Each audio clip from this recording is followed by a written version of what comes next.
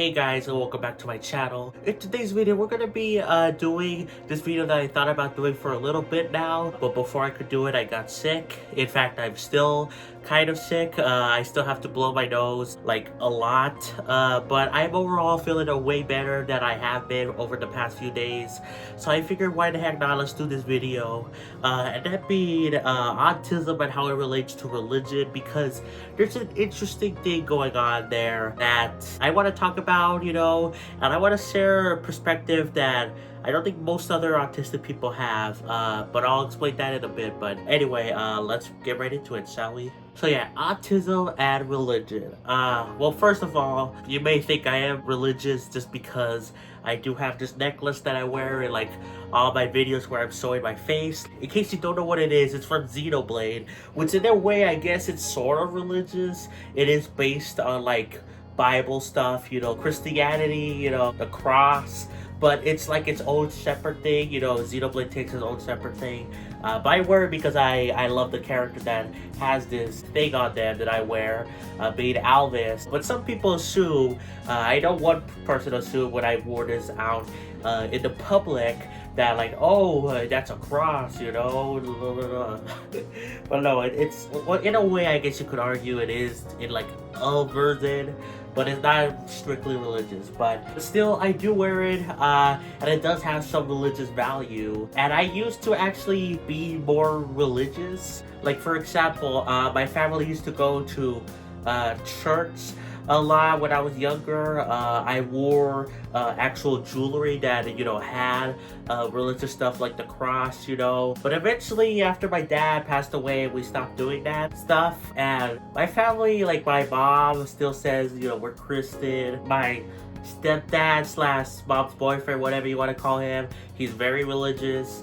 But for me personally, it's a little bit weird. Now, before I continue on with my personal life story, I guess, I want to talk about what most autistic people think about religion. And I did a couple of minutes of research on this, and I found out that most autistic people are more likely to be atheists. They don't believe in any religion at all, no God, no nothing, and that's for a few reasons. One, autistic people, we're more likely to question things.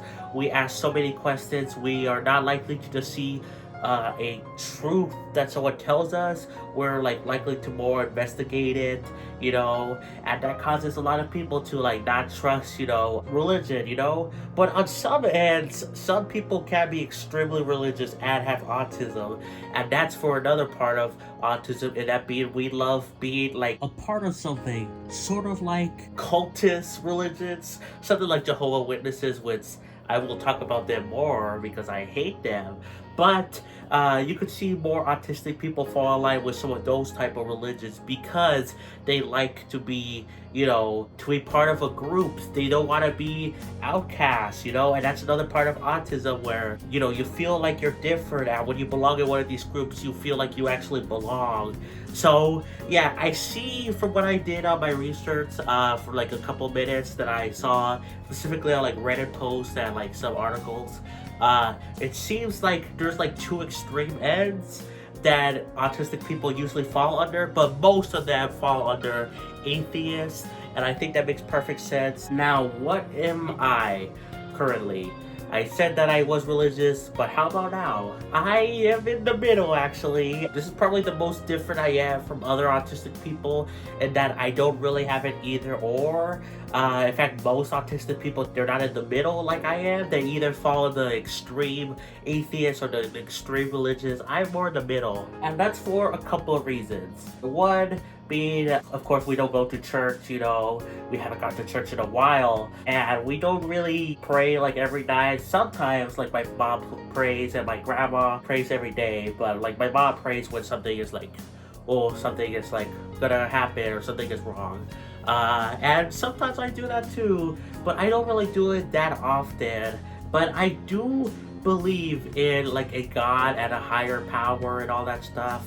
And the reason I do is just because, like, I understand why some people are skeptical. I am a little bit skeptical too, but there's so many stories out there of people dying, you know, and coming back to life and seeing like an afterlife, seeing loved ones. And it's just nice and comforting knowing that your loved ones that passed away are still here. And I honestly do believe they are still here. Like my dad, I've talked about this many times before, but my dad passed away. I still miss him. I'm getting a little bit emotional right now as I'm talking about it.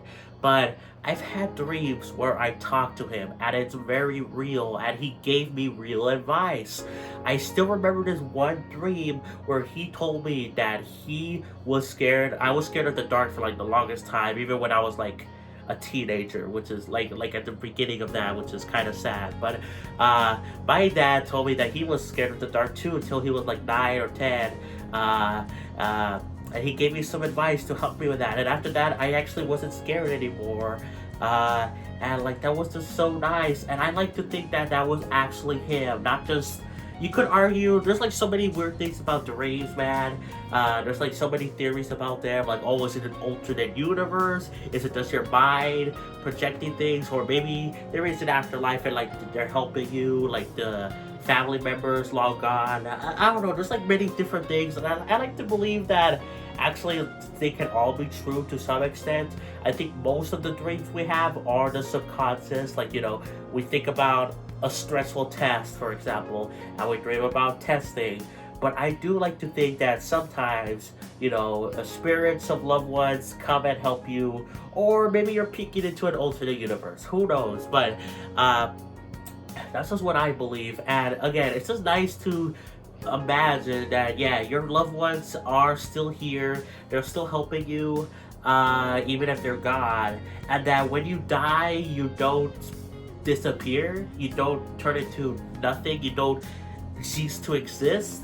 And technically we don't cease to exist, if you think about it in a science way, because all matter, you know, is created from other matter. You know, matter's not created from nothing, and matter just doesn't disappear. So in a way, even when you're looking at it scientifically, we don't really disappear either when we die.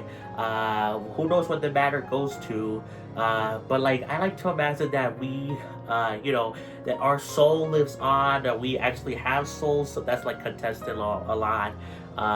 And yeah, it's just nice knowing that. And like, I feel more comforting knowing that if I die, if that's when I die, or whoever dies, that, you know, they will be at peace and that they will be, in a way, still around. You know, they will be carefree, they won't have any pain, illnesses, and they'll just be happy and like living their afterlives, if that makes sense. But yeah, that's why I believe still in like a God religion, but I'm not like wholeheartedly for it, if that makes sense.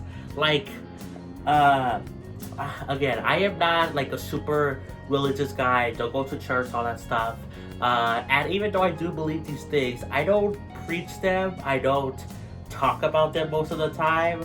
I just think about them when there's something dire happening, like someone is in the hospital or we're struggling through something. Like I pray, all that stuff. But like I don't preach it that much, and I just think it's because most religions, again, I think I'm okay with, but I don't really want to deal with that personally. And that's just because of the fact that you have to do so many things in like certain religions. You know, you have to go to, you know, this place every week, or you have to study the Bible, or, you know, you're Jehovah's Witness, which, okay, let's talk about Jehovah's Witnesses. They're like the one religion, besides like some other ones that are clearly bad, but like they're one of the religions that's like the worst in the world. I've talked about this with the Jehovah's Witness girl, Clarissa, but yes, look, I've seen what she talked about and how she was, and she was nice. She was a nice girl trapped in a horrible religion that doesn't have flexibility for anything. It really doesn't. If you need a blood transfusion, well, screw you, I guess, because you're not getting that in that religion. You know, you can't date anyone outside of the religion, and you can't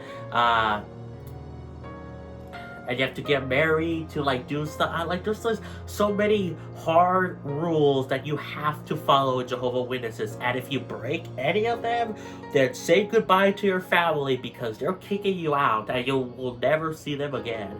Of course, this is not every single Jehovah's Witness. There's like some cases where they still have contact with their families, but still, the religion itself is just god awful. And then they preach every time, like at the doors, and it's so annoying. That's the one religion that's like a cult, and I don't like them at all. But most other religions I am cool with. They preach about love, happiness, you know, and as long as they're not like full-heartedly like, oh, you gotta become a Christian or else you're gonna die in hell, you know, like if they're not doing that and they just accept you open arms, you know, they want to listen to your thoughts, and I'm okay with that, you know. Like I saw this one story on the news recently about this guy. He's a priest, and he found out that this drunk driver crashed into his church on a Saturday, so it wasn't on a Sunday, but that priest forgave him, even though, he crashed into the building, but also, he didn't have insurance to pay for the accident, so he was like screwed, the priest, but he still forgave him, and I think we can all learn something from religion, even if you don't believe in like God and all that stuff. I love most religions that preach and actually do show happiness, kindness, and all that stuff. And I really do admire that about religion, even though I don't really focus on a lot of it because some religions are more extreme than others, or just they have, you know, regular meetings, and I don't want to do that because I'm lazy. But yeah, I really think that's it for the video, guys. I just wanted to talk about religion and how it links to autism, and for me personally, yeah, it feels weird to me that I'm like probably one of the only few autistic people that is like in the middle, you know. I guess I'm more inclined to be religious, I guess, but I'm more so in the middle, you know, because I don't preach a lot of these things. I am still skeptical on a lot of things that like religions do teach, you know. The only thing I really admire is, you know, kindness, happiness, you know, and I do believe in a God, but I don't really believe in a lot of the other stuff different religions preach personally. But that's okay, as long as you're not hurting anyone, then you can practice whatever religion you want. You know, Jehovah's Witnesses is... Don't do that, please. But any other religion is fine, basically. But yeah, let me know, are you religious? Do you believe in a God? Do you believe in an afterlife? I personally do, because it's, again, a lot comforting to me personally. And I like to just imagine, you know, again, that my dad is up there watching me, and I feel like he is watching over me, and he does give me advice at times, even when he's not here, and it's just nice knowing that.